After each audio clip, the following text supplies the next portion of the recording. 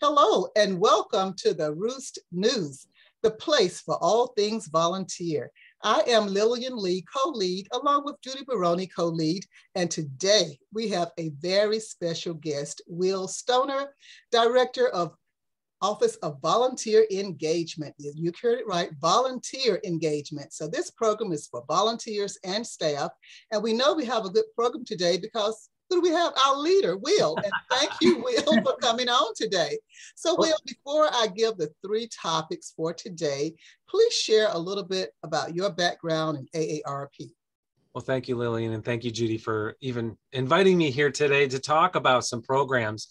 So I live on Long Island. I've been with ARP about 16 years. I started out in the New York State office doing outreach across Long Island or Brooklyn, Queens, Westchester, Staten Island, all at different times, and really just found that my favorite part of the work was working with volunteers and empowering volunteers to choose their path. What do they want to do with us, and what can they do at ARP that will scratch their itch so that they feel like they're not only helping ARP accomplish their mission, but their own personal mission to give back. So I'm fortunate. I say this often. I don't feel like I even work. It's just something that I do in the middle of my day. Wow. And I'm fortunate that ARP has allowed me to do that. Wow. You know, hopefully some of that comes through in some of the conversations we have today, but I'm super happy to be here today and excited to talk a little bit about these programs and to give your viewers and listeners a little bit more information about some of the great work that's happening at ARP. Wonderful. Wow. Well, what a great transition to be the director for all volunteers. That's just wonderful. But we do have three specific areas we want to address. We know that there are many programs in the Office of Volunteer Engagement, but today we're going to listen to you talk about Friendly Voice, Veterans Brigade, and the Hubdialer. So I'm going to turn it over to Judy, and she's going to start with Friendly Voice. Great. Thank you, Lillian. So, Will, let's begin with Friendly Voice. And could you give us a little bit of an origin of the Friendly Voice program? Yeah, and I'll try to be brief. It goes back about 10 years, honestly. So I had started a program out of I call it the basement of my home.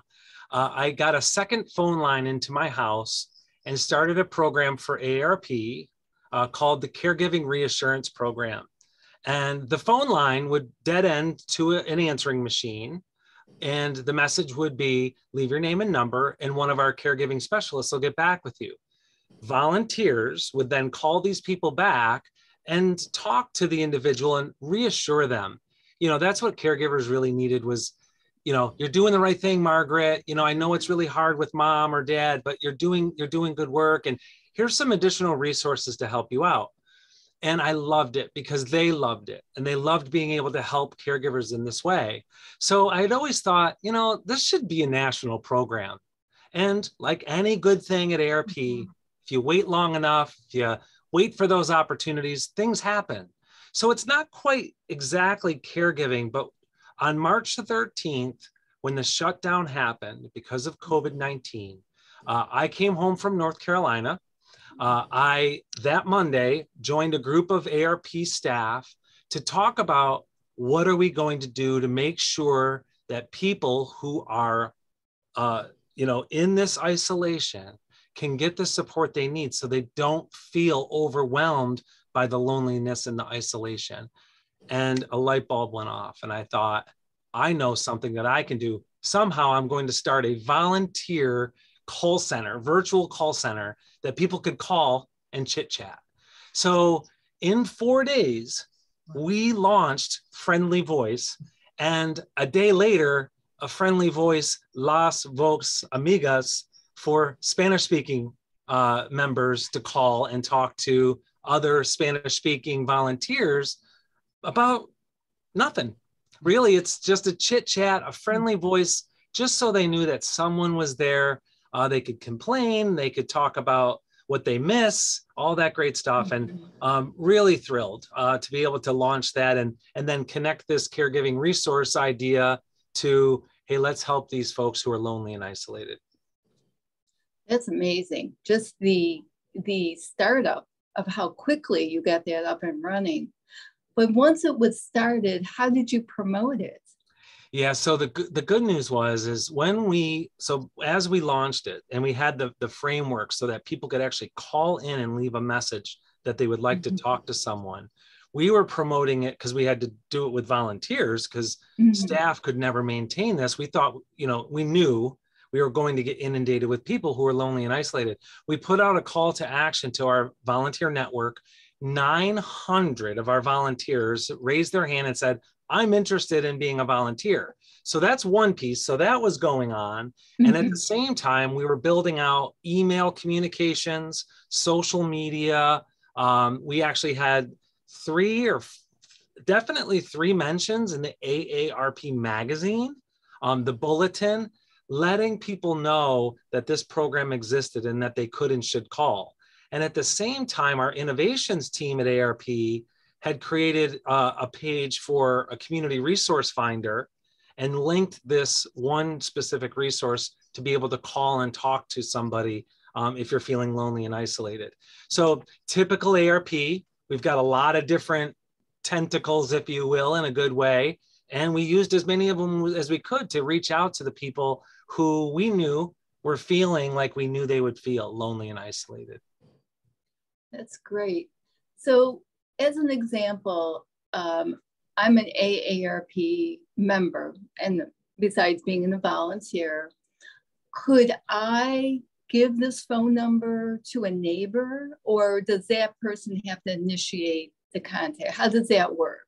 That's a great question. And one, you don't have to be a member. Anyone can call. That's one good thing. The other is we found through working through the program, which is completely volunteer led, we have one person that is actually helping as a coordinator, and she's fabulous. And we have this great leadership team.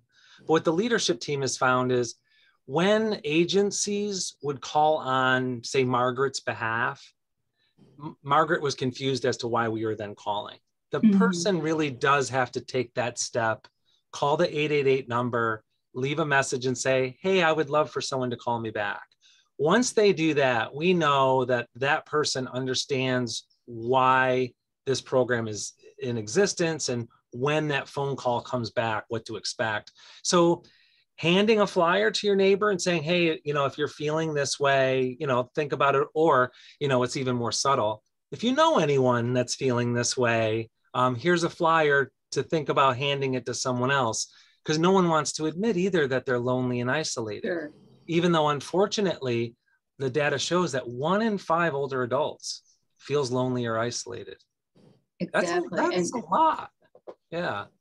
And especially with the pandemic, as we all know, we were all pretty much isolated, myself included. There was that time when I wasn't sure who to call or what to do. So that's great to know. Yeah. Are there, what are the typical topics or discussion items that you've found? What's like the most popular, if you want to say? Yeah, I love that question, because whenever I market the program, if you will, about the volunteer opportunities too, is I compare it to a comedy called Seinfeld. That used to be billed the show about nothing, right? Even though they don't like that designation, it's a call about nothing. And that's purposeful. It's really meant to be 10, 15 minutes, 20 minutes tops, just whatever you want to talk about. Oh, I like walking in the park. My favorite ice cream is this. Do you ever go bird watching? So the beauty of the system is that each agent can make little notes that get saved with that person's record. So the next agent, before they call, can see what Margaret is interested in. And then know if Margaret, and as you can tell, I like to use the name Margaret as my example. I have many volunteers I work with that I really adore named Margaret. They know that if Margaret starts going down that dark path, starting to feel gloomy or, despondent, they know the triggers to bring Margaret back and make her feel connected again and feel, hopeful. Because that's really the goal of the 10 to 20 minute call. We want them to feel hopeful when they hang up with us, And we know it's effective because they tell us over and over again. Because the beauty of the program too is we have reoccurring callers that we actually call once a week now on a regular basis. And we just say, hey, here's your, you know, I'm, and it's a different volunteer every time. So it's not one person creating a relationship with Margaret. They're making 75 new friends from Friendly Voice, which is really cool. So the conversations really range. And we do a training to help the agents, the volunteer agents, avoid some of those pitfalls. They can start to sense when Margaret's feeling like the conversation's going off the path, and they kind of reel her back or reel him back, which is really great. So I can't say enough about the volunteers, and I know my answer here is really long, but I can't say enough about there are 75 volunteers right now regularly calling people back. And since the program's inception, which was March 13th, 2020, we've made over 65,000 phone calls and had more than 35,000 conversations with people. And we have anywhere from 200 to 300 regular callers that call and get a call on a weekly basis, which demonstrates to me that the program's working and people really appreciate this. But I can't say enough about the volunteers in general that are doing the calls and the volunteer leadership team who are running this whole program. So I can just encourage them and applaud them for the great work that they do. That's amazing to start with the limited staff and volunteers and go on like that. I'm not sure how to ask this question, but do you ever find there may be a question or a phone call where it's something you can't handle and you have to make like a referral to an outside source? Yes, absolutely. That's a great question. So one of the things we did right from its inception is make sure that we had a listing of approved resources approved by the Office of General Counsel, our attorneys, because the one thing we didn't want to do is make this a resource center, a crisis hotline, right? Because we're not trained counselors. The volunteers aren't either. They're friendly voices, literally that. They are our friendly voice to just give words of encouragement. So what we did do is we made sure we had this really strong vetted list of resources that if Margaret was in crisis, we could give her a phone number and connect her directly from the system if she really needed that type of help. The beauty is the ARP Foundation had also created another program, a parallel program to help folks with food security, housing issues, and some of those other more intensive need issues. And we were so thankful because one of the biggest things we heard, because I'm sure we felt the same thing, how are we getting food to our homes? So some of us had means where you could do food delivery, but imagine now you're low income and you're in a food desert. What are you doing? So we heard this time and time and time again. So we were able to connect them to the ARP Foundation and to some of the other resources in their local community, whether it be a food bank or whatnot. So yeah, but then just we would always circle back and say, Margaret, I'm offering you this information, but just to let you know, we're not a resource center or a crisis center. I'm giving you this referral, but that's the best I can do. That's the best I can offer you. And then we also would say that our agents are thought partners. We would help Margaret think about where she could reach out in her community to get additional support, because we made sure our agents weren't Googling stuff for them, because you could see where that could go. You know, very easily could go down a path where now you're recommending something. What if it's not a good recommendation, and, you know, yada, yada. So we avoided that, and we just really stayed in our lane and recognized we had a really strong role to play in being that friendly chit chat. That's great. Do you have any other things to add about Friendly Voice before I hand it over to Lillian again? Sure, real quick. So one thing is, you know, the future of the program, you know, it's certainly needed. It's unclear though how the program will continue, because as you know, and everyone knows, COVID-19 did not create isolation and loneliness. Mm-hmm. It exasperated it, right? Exacerbated it, whatever, both of those. So we still know that now, especially the people that are still getting calls and calling in, they're recognizing themselves that they are lonely and isolated, not because of just COVID, but because they were before. So we know that there's an intensity there. I want to keep finding ways to keep this program running. The volunteers who are in it to win it and to really help Margaret and others. So that part's easy. It's the other part of just figuring out, how do you make a program like this sustainable long-term? Mm-hmm. So, but I'm excited for that challenge and to keep figuring out, because it's totally worth it. That's great. Now, if somebody does want to volunteer for the program, how do they get involved? Yep, the same way as when you want to be a participant, but you call that 888 number and you leave a message and say, hey, I'm interested in volunteering. Okay. And right now, currently for the summer, we're on pause because they're actually in a good place volunteer-wise. They don't have any trouble attracting new volunteers. And it's not amazing. It's one of those direct service, feel-good volunteer opportunities. Mm-hmm. They have plenty of opportunities or plenty of volunteers right now, but occasionally they like to spruce it up around, especially the holidays and the fall, when people start feeling a little, what I like to say, crusty around the edges when it comes to isolation. But right now, if someone were to call, they'd be put on a wait list. So they just have to call the 888 number and say, hey, I'm interested in volunteering. Simple as that. Great. And just for anybody watching who doesn't know that 888 number, please give it to us. Sure.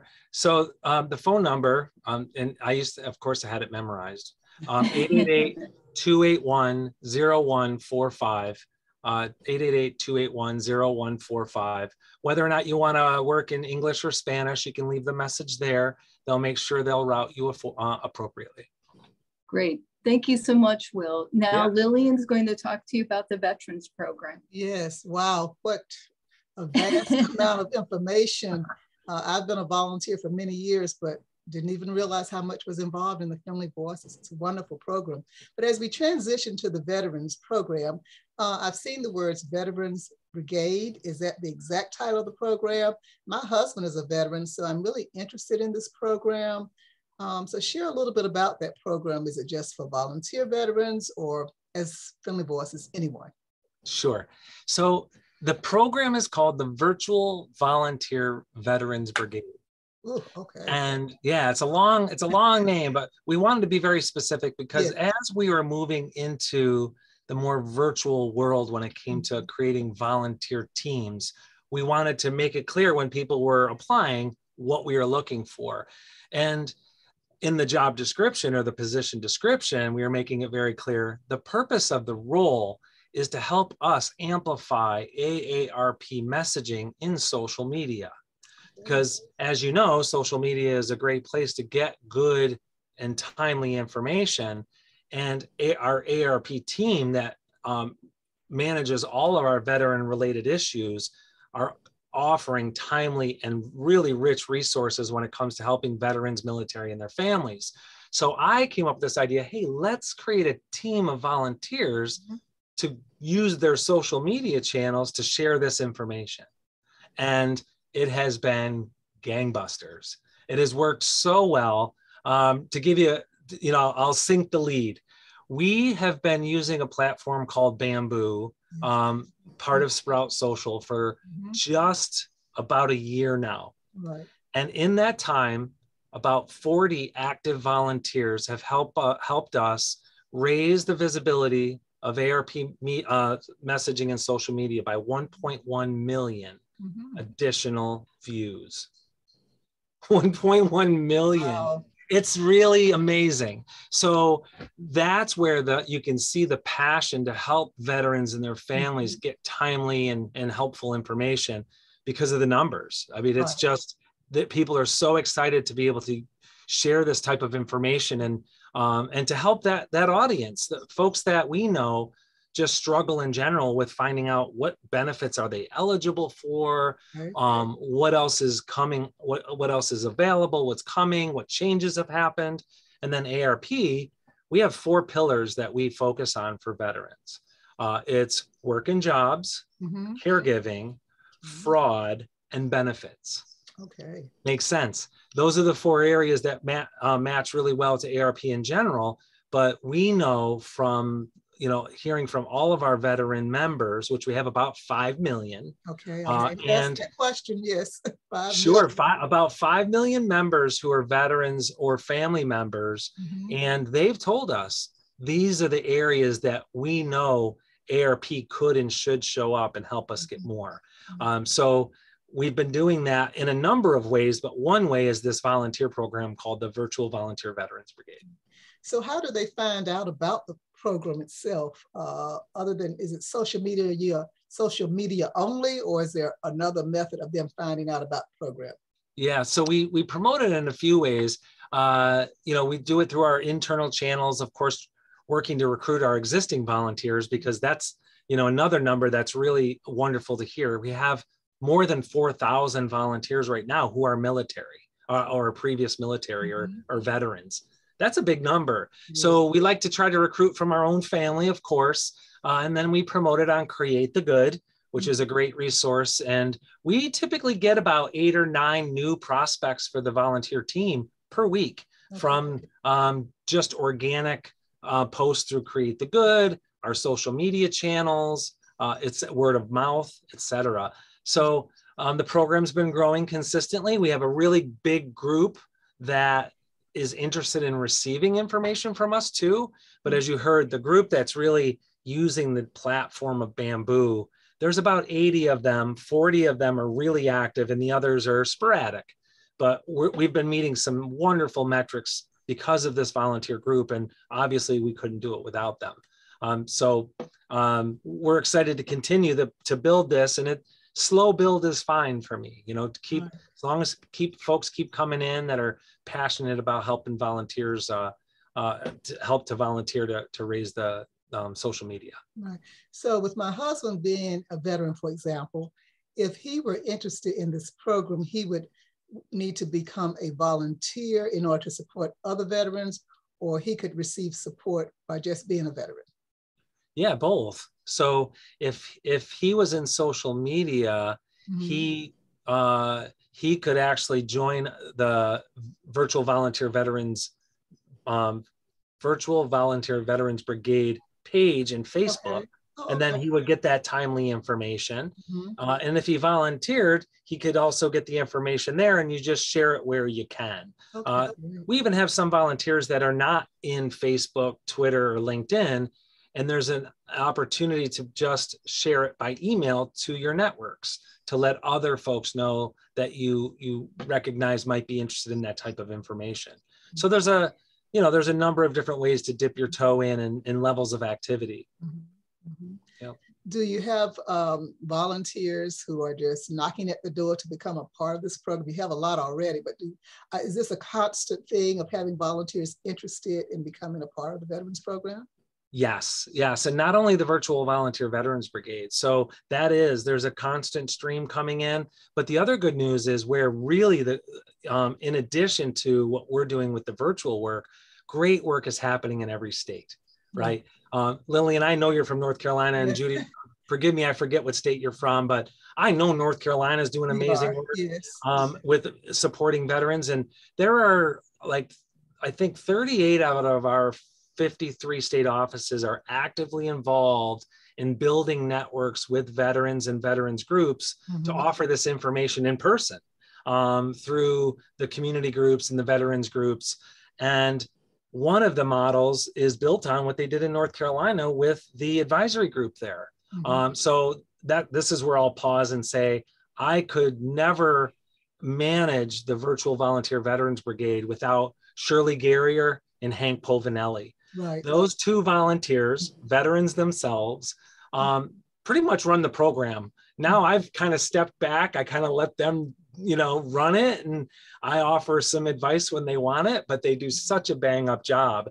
And as you know, they're so actively involved in their own states in North Carolina and South Carolina to make sure they're helping veterans. Right. So there's just this really rich, like 360 approach to make sure that veterans and their family members are really getting the information they need in a timely way to really help and support them. Wonderful. Well, It sounds so wonderful. Now, I know you mentioned a telephone number for a friendly voice. Is there a specific telephone number that people need to use for the Veterans Program? So the Veterans Brigade program is all it's all online. Okay. So I would just say if someone's interested in it, they can email me at wstoner@arp.org, okay. And we could send them some information so they could learn more about it. There's of course, it's Hank and Shirley who do an orientation, and then we have a little bit more information about what it means. But when it comes to the veterans work, any of our existing volunteers listening should just check in with their staff partner and ask, what's going on? I'd like to get more involved in some of the veterans work that's going on. For example, again, another thing that we're doing in North Carolina is we're actually doing outbound calling. And Lillian, I'm telling you, you're doing outbound calling. Yes, I did. I love it because we're for your viewers and listeners, we're calling low income veteran households in coastal North Carolina. And offering them information about emergency preparedness, a free go bag to get out of town if things are bad, and then also 2 emergency starter kits, one for themselves and one to share with a friend, to then share the information about starting a kit to make sure you're prepared for a 3, 5, 10-day disaster. And it's been going swimmingly because of people like you, Lillian, who have been making these volunteer to member calls, which there's no better contact we could make with our members. So thank you. You're quite welcome, but that's a good transition now to the Hubdialer, because that is a system that we were using to call the veterans. And it was a heartwarming experience. I really enjoyed doing that. And so I know that that's very worthwhile. So I'll just transition to Judy, and she has some questions about the Hubdialer. Great, thanks. Thank you. Actually, before we talk about Hubdialer, I'm a Vets Brigade bamboo person, just so you know. Okay, yeah. I hope I'm in the top 40. I don't know. I think I always see you in the top 10. Oh, okay. Well, that's good. You're pretty active in there. So yeah, so thank you. Yeah. So let's talk a little bit about the calling and Hubdialer. I'm somewhat familiar with Hubdialer here in Illinois with our advocacy group. But for those who don't know, what is Hubdialer? How was it initiated, and sort of the mechanics of using the system? Sure. So since you're from Illinois, there was a little birdie that whispered to Kathy Kimes. His name was Josh. I don't believe he's with us anymore in the organization, but he had said the words Hubdialer. So I'm going to give him as much credit as he can get. And he mentioned that he had used it in a previous life, if you will, on a campaign or something. And Kathy said, as I was doing Friendly Voice and looking at all these other programs that wanted to do this, some type of calling, she said, check this out. So I checked it out and I immediately went, yes. So here's why the yes. It is an online platform.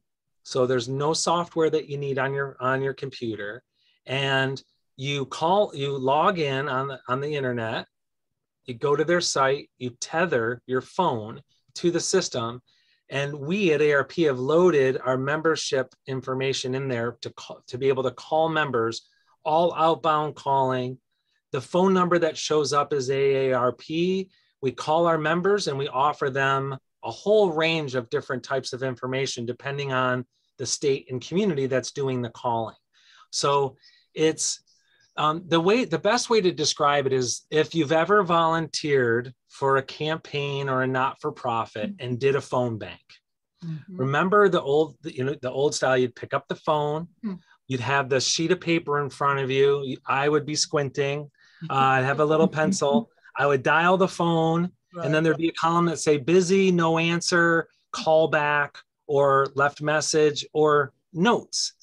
And depending on what happened on the call, you made a little note, and then you went down, kept going down the sheet. When you got to the bottom of the sheet, you went back to the top of the sheet, and you went back through and you did your busy no answers and callbacks. And you saw, oh, Margaret said something favorable, going to give $10 or supports that candidate. That was how it worked, and it was fine. But still, it was a lot of note taking. Someone had to take those notes and transpose them into some other database, and they hoped they could read your handwriting. Mine, I doubt they could. This system automates all of that. Mm-hmm. All you have to do is connect your phone and put your phone down, and everything is done through the computer and a mouse. And you click, if there's a question you ask, like one of the popular ones that I know Lillian is familiar with, because she actually did it too, is calling and giving a factoid to our veterans about fraud. Right. Did you know that veterans were 60% more likely to be taken advantage by scam artists? Well, no, I didn't. Well, we'd like to send you information to help you avoid fraud in the future. Would you be interested in receiving a free Fraud Watch Network kit? Yes or no? Yes. And then you hit a radio button, it captures that information, it stores it in the system. And when the campaign's over, we pull a list, we send it to our data folks, they send it to fulfillment, the kit gets sent off, all the information gets sent off, easy peasy. Mm-hmm. And the beauty of this is it's cost pennies on the dollar. We have had the ability to, since we launched it, which was October of 2020, mm-hmm. And I'll talk more about that in a minute, like why that launched in the test. But since then, we've had nearly 40,000 member dashboard engagements using Hubdialer. Mm-hmm. And I think it's only cost us about $6,000 or $7,000, which is outrageous. So yes. That's why we love it too. So low cost, so easy to use. And the contact we're having with our members, where it's a volunteer calling a member, there is no better contact we could make with our members than that. Mm-hmm. Someone who's passionate about an issue, calling them up and saying, hey, did you know? So we love it. The volunteers love it. In the time that we've been using it, 350 volunteers have been trained in how to use Hubdialer and are using it. And all the feedback is always positive. That's excellent. So if somebody wants to train for this, how do they contact you for training? And are they required a certain time commitment? Great. So right now, what I would recommend is that they should contact their staff partner and see if they have a Hubdialer plan. All 53 state offices, actually Virgin Islands and Puerto Rico can't, because we have issues with the data and phone numbers, but mm-hmm. 51 out of the 53 have been strongly encouraged to do something within Hubdialer. Mm-hmm. So anyone that's listening, if that sounds like something they're interested in right away, they can contact their staff partner to see if there's something local. One of the things that I would really love to see develop, and I'm working on, is building a national swift action team where mm-hmm. we have a group of volunteers who are almost like mercenaries. Mm-hmm. An issue pops up, we need some people to call, for example, in voter engagement in Texas. Mm-hmm. Who wants to do that? The beauty about volunteering, as you both know, is you can say no. You can say, nah, not interested, or yes, I like that. So they'll get to pick and choose their program, their calling, whatever they would want to do. So I have a vision like that. It's in development. We're nudging along to that. And that gets to part 2 of your question. So the beauty of this is, again, as volunteers, I give no pressure to any volunteer. You can do an hour, you can do 10 hours, you can work 40 hours if you want, calling people, whatever really time commitment you want to offer as a volunteer. We just encourage that the first couple of times you do it, you sit and get comfortable for about an hour so you can get into a groove. Mm-hmm. Because what's really cool about the system is when it's calling, as it connects to, say, Margaret, Margaret's name pops right up into a script on your screen. So your screen comes up and the script is right there. It makes it really easy. Margaret's name's inserted into the script. Everything is real easy. But it takes, it takes a couple of calls to get into a groove, right, Lillian? Yes. But once you're in that groove, an hour goes by like that, and you've made a ton of great contacts. So it's up to the individual. And that's the beauty. That's what I love about doing Hubdialer, because I don't have to get dressed in a certain way, in a certain manner. No one is going to see me, but I can go in for 30 minutes or so, go back out, back and forth. I think it's a wonderful program. Yes. Yeah, well, thanks. Yeah, I agree. And having more virtual opportunities for volunteers who like the in-person stuff, but also like on a rainy day, or if it's, 108 degrees out in Arizona, maybe you don't want to do something outside. So you can easily just settle down in your air conditioning and make a few calls and have a huge impact.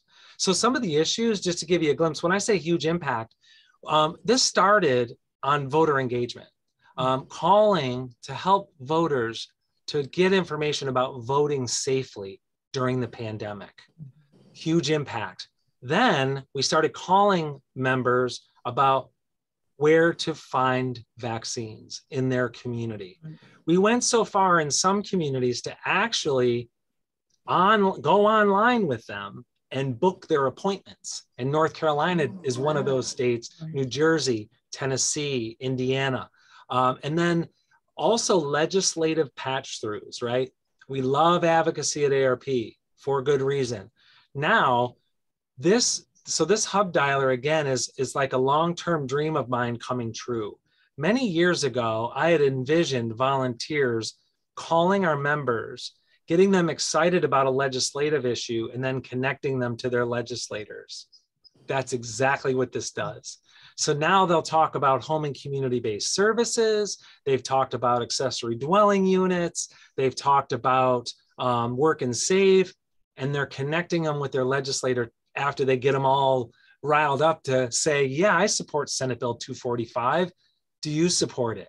So it's really exciting to see volunteers log in for those purposes. But then there's the other side, which is the other part that I love, which is what Georgia has done so beautifully. They have volunteers calling other volunteers to say, Margaret, just checking, how you doing? Oh, good, I'm glad to hear you're doing all right. We haven't seen you in a bit. I know the pandemic's gotten to everyone. We'll be in person before you know it. But hey, just to let you know, we have a couple of events coming up. We'd like to send you some information. And they're virtual, yes, Margaret, but we'd love to see you. Those calls, they did it on Valentine's Day to show your love, like just really cool things like that. So this is where I get excited, because I get to see all these different types of campaigns and where they're creative and they're really thinking about their current members, their current volunteers, the members, and how they can impact the members and offer them good information. And then we've got Lillian making calls in her own state to make sure that we're impacting veterans and rural folks that aren't so connected to the internet or timely information. So you can see I really love the program, and I'm really excited to see some growth there so that we can continue to build and hopefully have that swift action team someday. That's great.